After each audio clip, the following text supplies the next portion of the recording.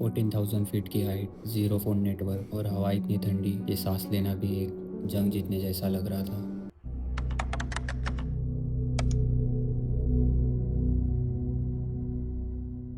सुबह के 4 बज रहे थे। बाहर का टेम्परेचर ज़ीरो से भी नीचे जा चुका था और हम स्पीटी से चंद्रताल के उस रास्ते पर थे जहाँ दिन में भी कई लोग गाड़ी ले जाने से घबराते हैं।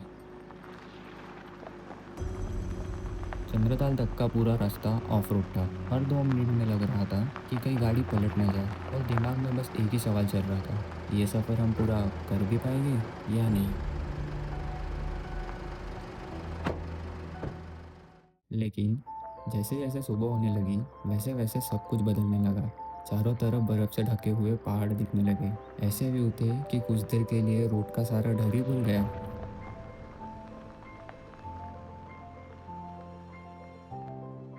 लगभग 4 घंटे के सफ़र के बाद हम चंद्रताल पहुंच गए, लेकिन कहानी अभी भी बाकी थी। लेक तक पहुंचने के लिए अभी भी 2 किलोमीटर का ट्रैक बाकी था। उस वक्त बस एक ही बात दिमाग में चल रही थी, बस एक बार चंद्रताल देखना है। भाई, और कितना चलना है? मुझे बिल्कुल भी अंदाज़ा नहीं था कि अगले कुछ मिनट में जो देखने वाला था वो मेरी ज़िंदगी का सबसे खूबसूरत नज़ारों में से एक होगा।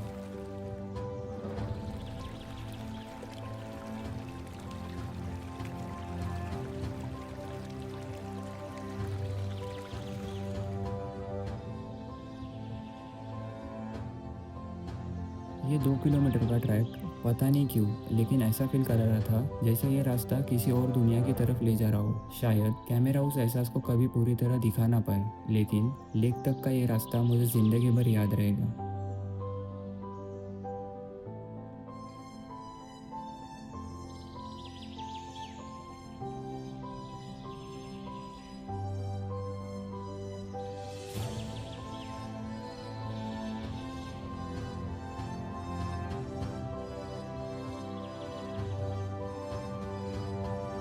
और फिर लगभग 15 मिनट चलने के बाद दूर से नीले पानी की पहली झलक दिखाई दी। एक पल के लिए मुझे यकीन ही नहीं हुआ। ऐसा लग रहा था जैसे मैं कोई सपना देख रहा हूँ। और फिर मेरे सामने थी चंद्रताल लेक।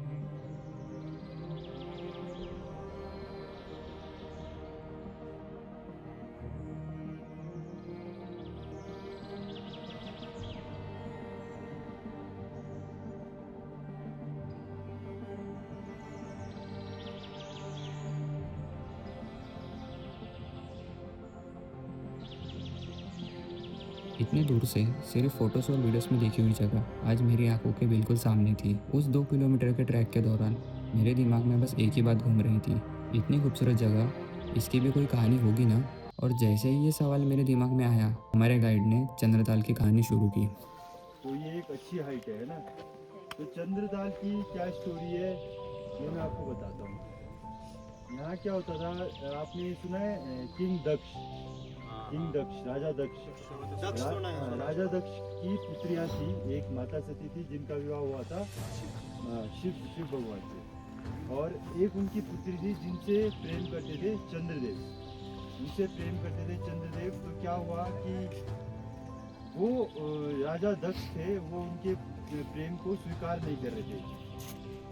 चंद्रदेव के प्रेम को स्वीकार नहीं कर रहे थे। वो कह रहे थे कि मुझे नहीं करनी है, क्योंकि वो वैष्णव भगवान, विष्णु भगवान को मानते थे।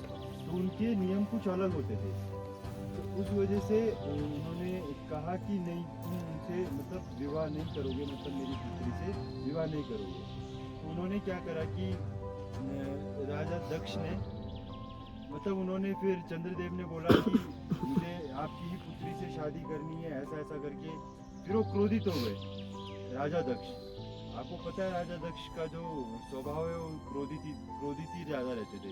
वो क्रोधित होते ही उनको 7 रोगों का श्राप दे देते हैं, 7 रोगों का, कि तेरे चेहरे पर जैसे पहले जो चंद्रमा हुआ करते थे वो फुल चमकते थे, पूरा चमकते थे पहले। अब आज की डेट में क्या होता है, हम चंद्रमा को देखते हैं उसमें धब्बे धब्बे दिखते हैं। तो वही जो 7 रोग है, उन्हीं 7 रोगों से मुक्ति पाने के लिए चंद्रदेव ने आपका जो चंद्रशिला तुंगनाथ है वहाँ पे भी तपस्या करी थी। और वहाँ पे चंद्रनाथ सॉरी चंद्रशिला और तुंगनाथ में राम भगवान ने भी तपस्या करी थी। उनसे ब्राह्मण हत्या हो गई थी। उन्होंने उनको मारा था रावण को। तो रावण एक ब्राह्मण था, तो वो तो अपने मर्यादा पुरुषोत्तम श्री राम थे। उन्हें पता है कि मैंने ब्राह्मण हत्या करी है तो मैंने पाप करा है। तो वो उससे मुक्ति पाने के लिए उन्होंने वहाँ पे तुंगनाथ में तपस्या करी थी।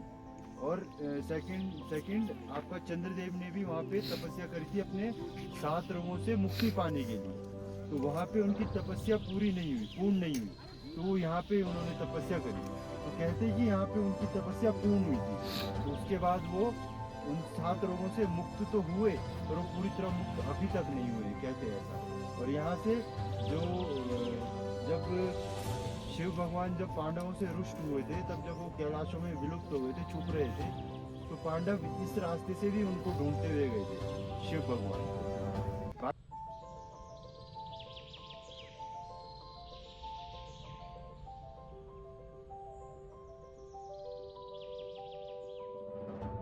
गाइड की कहानी सुनने के बाद मैं कुछ देर के लिए बस लेक को देखता रह गया। बचपन में घर के पास वाले तालाब में हम पत्थर फेंका करते थे और आज हिमालय के बीच 14,000 फीट की ऊंचाई पर वही बचपन दोबारा जी लिया। वो कहते हैं ना, पहाड़ सिर्फ रास्ता नहीं बदलते, इंसान को अंदर से भी बदल देते हैं। चंद्रताल ने कुछ देर के लिए हमें शोर से, स्ट्रेस से और रोज की भागदौड़ से दूर कर दिया। सफर मुश्किल जरूर था, लेकिन उस सुकून के सामने हर मुश्किल छोटी लगने लगी। पहाड़ से फिलहाल अलविदा, लेकिन ये यादें हमेशा मेरे साथ रहेगी। मिलते हैं अगले सफर में।